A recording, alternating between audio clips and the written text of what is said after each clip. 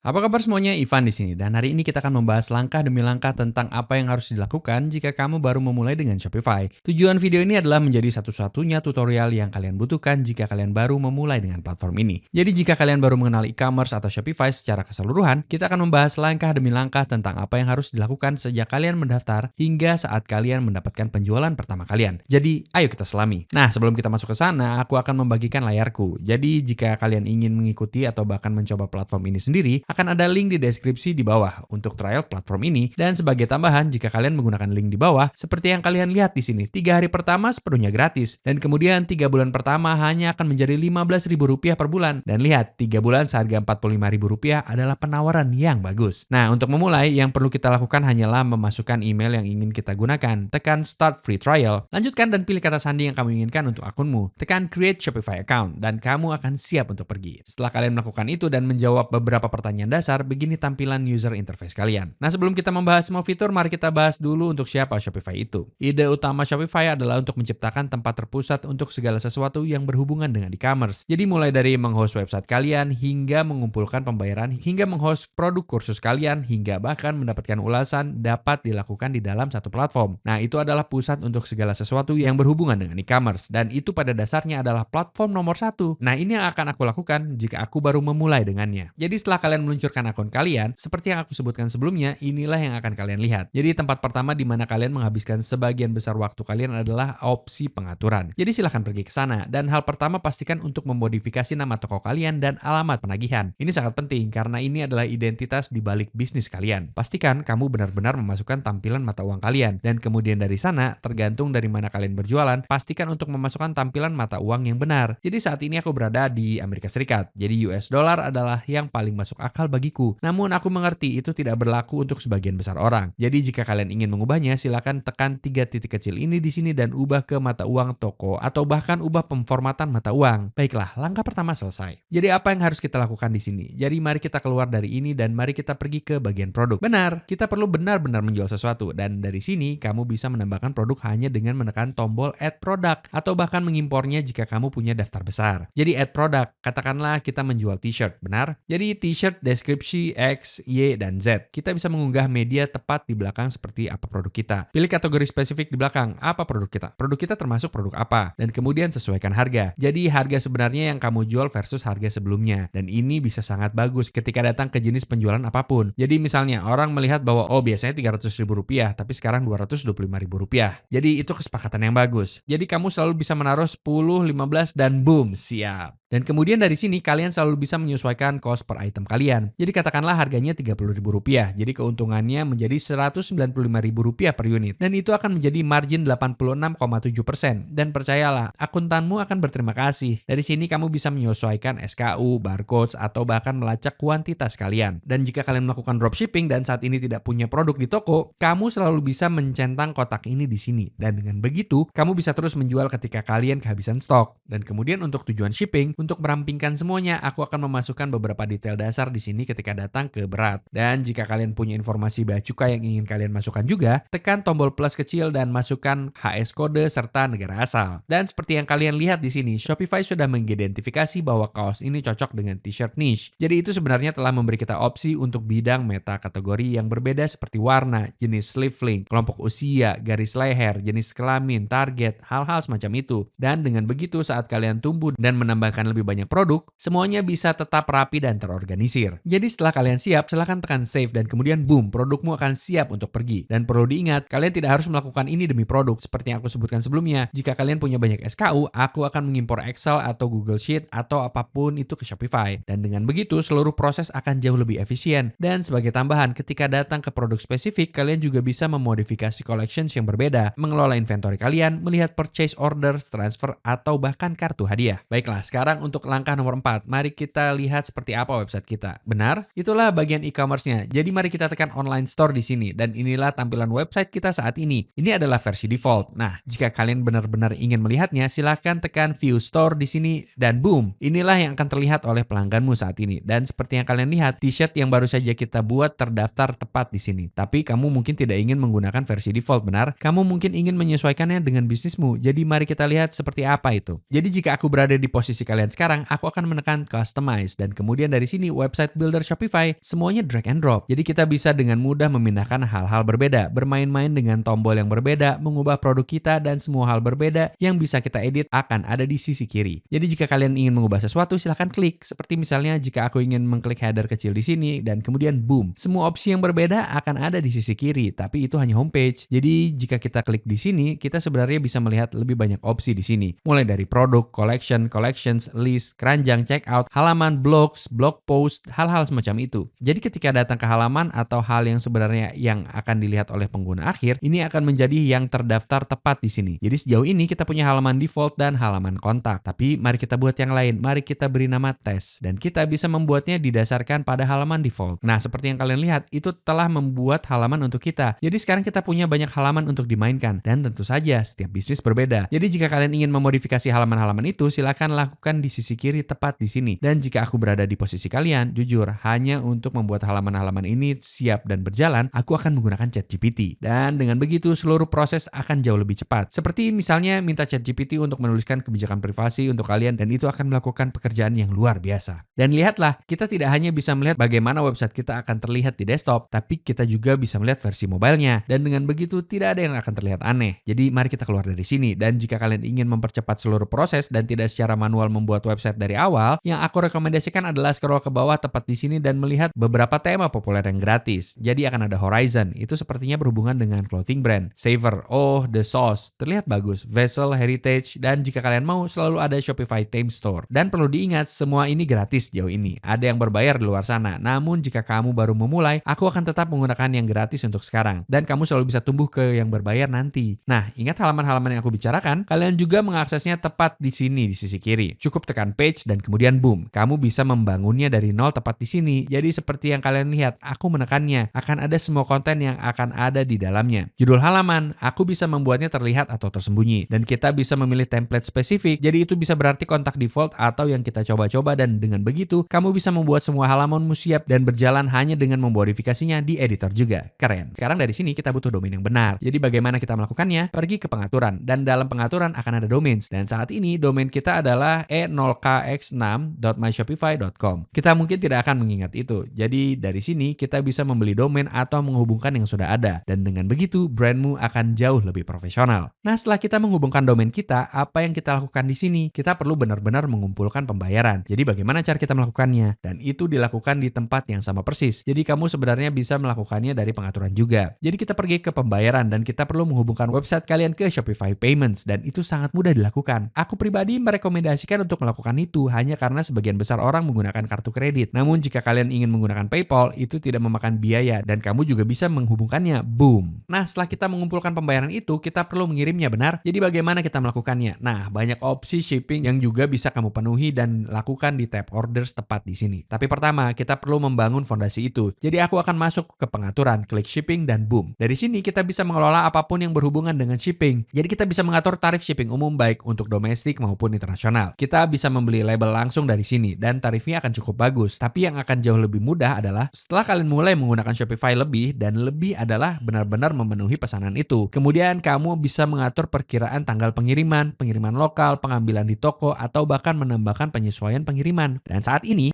akan menjadi kotak sampel yang kita gunakan. Dan ini akan menjadi semua pengukurannya. Jadi dari situlah perhitungan berasal ketika datang ke harga. Namun kamu juga bisa menambahkan paket di sini juga. Jadi kamu bisa membuatnya berupa kotak, amplop, atau paket lunak. Punya nama paket, panjang, lebar, tinggi, hal-hal semacam itu. Dan kemudian boom, kalian akan siap untuk pergi ke semua pemenuhan pesanan yang akan dilakukan dari tab orders. Namun ada banyak aplikasi Shopify juga yang dapat membantumu dengan fulfillment. Nah, ketika aku mengatakan kata aplikasi, yang aku maksud dengan ini adalah App Store. Jadi jika kita keluar dari sini dan akan ada opsi aplikasi kecil tepat di sini. Nah, kapanpun kalian membayangkan ponsel kalian, seperti kalian menggunakan Apple atau Android, akan ada App Store semacamnya. Nah, ketika datang ke App Store, kamu mungkin punya aplikasi untuk hal-hal berbeda, mulai dari Uber Eats hingga aplikasi kalkulator hingga aplikasi catatan, dan mereka akan melakukan hal-hal yang berbeda. Jadi sama halnya di Shopify, App Store dimaksudkan untuk menjadi tempat di mana kamu bisa memiliki aplikasi yang berbeda yang melakukan hal-hal yang berbeda. Dan itu berkisar dari membantu kalian dengan shipping hingga membantu kalian dengan ulasan kalian. Jadi mari kita tekan Add Apps di sini dan pergi ke Shopify App Store. Dan seperti yang kalian lihat, akan ada yang populer untuk toko seperti kita, aplikasi yang sedang trending bulan ini. Tapi jika kalian punya aplikasi di pikiran, kamu hanya bisa menekan pencarian dan itu akan menemukannya untuk kalian. Jadi kita tidak akan melakukannya di video ini. Namun jika aku berada di posisi kalian, yang secara pribadi aku akan lakukan hanyalah melihat-lihat aplikasi Shopify yang berbeda atau bahkan bertanya ChatGPT tentang apa aplikasi Shopify teratas. Dan dengan begitu kamu akan tahu persis mana yang populer dan apa yang bisa mereka bantu. Setelah kalian melakukan semua itu, kalian siap untuk pergi. Dari sini yang tersisa hanyalah memastikan website kalian berfungsi dengan baik. Jadi aku akan pergi ke website kalian. Tambahkan satu kuantitas ke t-shirt kalian sehingga kamu benar-benar bisa membelinya. Tempatkan pesanan tiruan. Jadi benar-benar melalui seluruh proses pembelian. Pastikan semuanya berfungsi. Coba penuhi pesanan itu. Dan tentu saja, kamu selalu bisa mengembalikan danamu sendiri nanti atau hanya membuat harganya nol. Tapi intinya dari ini adalah untuk memastikan semuanya berfungsi. Dan setelah semuanya beres, kalian siap untuk pergi. Dan jika kalian menemukan sesuatu dalam prosesnya, tim support Shopify juga hebat. Dan sebelum kita log off di sini, pastikan website kalian tidak akan dilindungi oleh password seperti yang ada di sini. Hapus itu sebelum kamu membuat website kalian live. Dan cara kita melakukannya adalah di online store, pergi ke preferensi, dan ketika datang ke akses toko, kita menonaktifkan perlindungan password. Tapi sebelum kita melakukannya, kita perlu memilih paket spesifik yang akan kita gunakan. Tapi jangan khawatir, karena ingat, setiap paket yang kalian pilih hanya akan menjadi Rp15.000 per paket, dan kalian akan mendapatkan penawaran itu selama 3 bulan. Jadi, kamu punya waktu yang cukup untuk mencoba platform ini. Dan itu dia teman-teman, kalian secara resmi telah menyiapkan Shopify Store pertama kalian. Apakah kalian meluncurkan brand atau hanya menguji ide, semuanya ada di bawah satu atap. Jadi jika kalian ingin mencoba platform ini sendiri, lihat link di deskripsi di bawah. Dan jika kalian merasa video ini membantu, tolong pastikan untuk meninggalkan like dan subscribe untuk lebih banyak video seperti ini. Karena itu sangat membantu mendukung channel ini. Sampai jumpa lagi, peace.